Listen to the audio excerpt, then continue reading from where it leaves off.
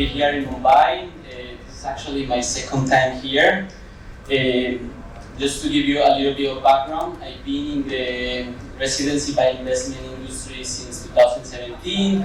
I live in China for more than 9 years. I'm originally from Colombia, Latin America, and I've been promoting Arish projects. We mainly focus in the Golden Visa in Portugal and Greece. We are a property developer and investment company. Since changes in the law in Portugal also, we have successfully launched 3 private equity funds until now, and we have also reached into the Greece market. We have developed 1 student accommodation apartment. Today, the presentation, we're going to focus into interesting information, so for us to analyze, because it is important that today diversification is not an option, it's a vision. So let's have a look into the details. So first of all, did you know that millionaires increased in 2023 to 58 millions and are expected to increase by 86 millions in 2027? And not only that, ultra high net wealth individuals triple the number also and are forecast to grow in 2027. How is this possible? If we see in the last 5 years, turbulence years. We have the pandemic, we have different situations, and now different elections in the US are also happening. So let's analyze what are the factors and how the wealthy still manage those situations and continue to grow their wealth. So, as I mentioned, in 2020, we have the pandemic-induced economic collapse.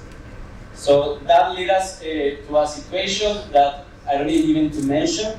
In 2021, we have an uneven recovery amid pandemic aftershocks. In 2022, we have also a geopolitical shocks, an energy crisis. In 2023, we have inflation, high interest rate, and ongoing conflicts. And in 2024, we have presidential election, escalating geopolitical risks and volatility. And in 2025, we have recession threats, tariffs, and extreme weather conditions. So here it is important to analyze one important thing: how the wealthy are managed this situation with strategy. So let's have a look into different aspects. First, real estate continues to be the world's biggest store of wealth. So as you see here, real estate is worth more than the global equity and bonds market combined, and almost 4 times the size of global GDP. Real estate, we all like it, we all understand, it's something we can see, something we can understand better, and particularly the European real estate market has shown resilient, even though in 2008, after the financial crisis, we see some drops in the property price. The US home price dropped 34%, while key European markets like Germany, France, and Portugal went down by 4.8, 7.2, and 9.1% respectively. In 2025, we have seen that the European real estate market is set to grow, with investment volume expected to rise.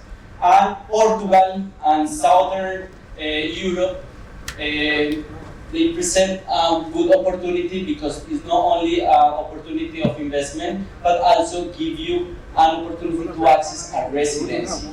So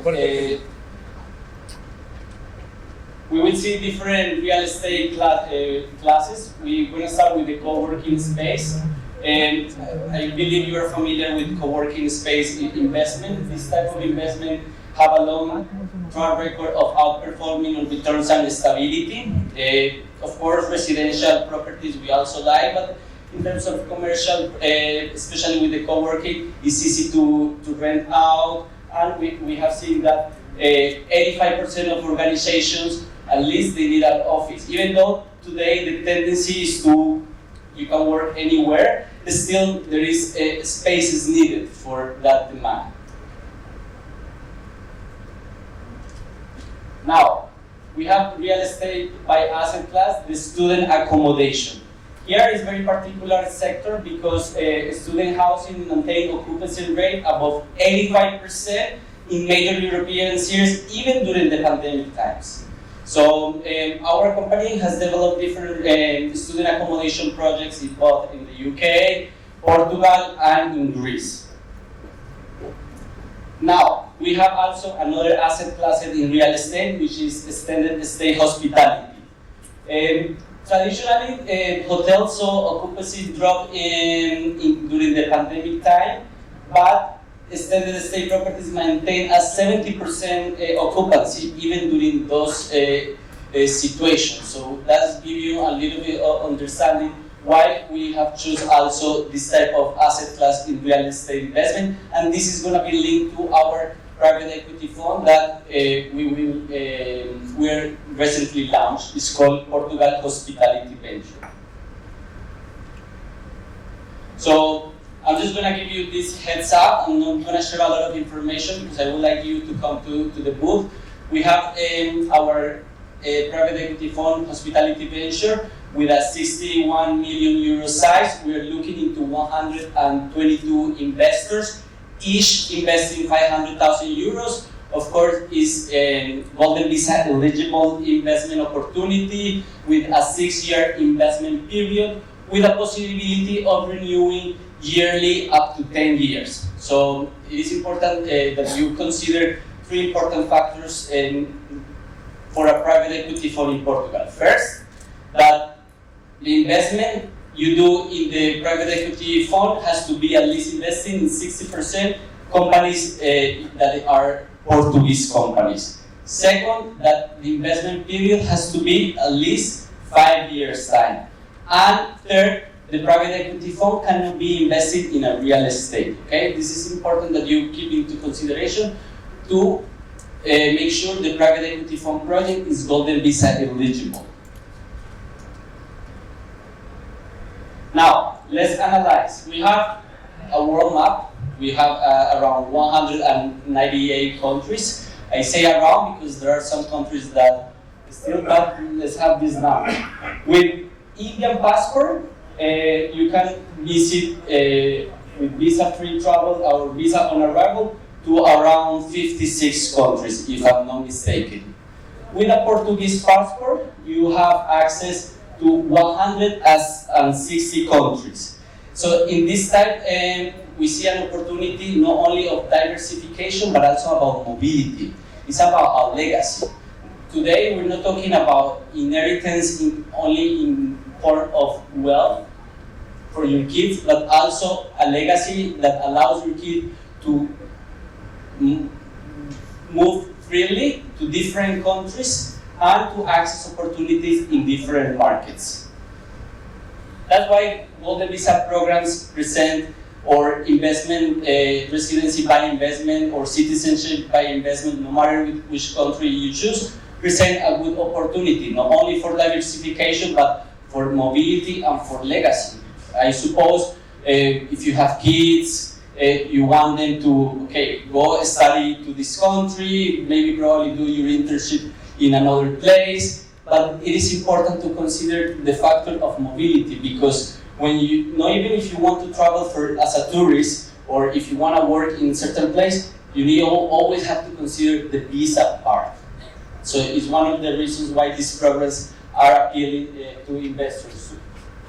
So the future of real estate, especially in Portugal, offers a resilient and growing market with student housing, co-working, and extended stay hospitality as options of investment.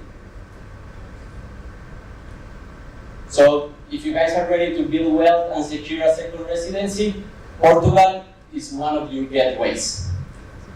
Thank you so much. I don't know if you have any questions about Portugal, about the visa program, about any particular question of the information that we just have shared, or we can meet at the booth A01, just right in the entrance there. Okay. Thank you so much.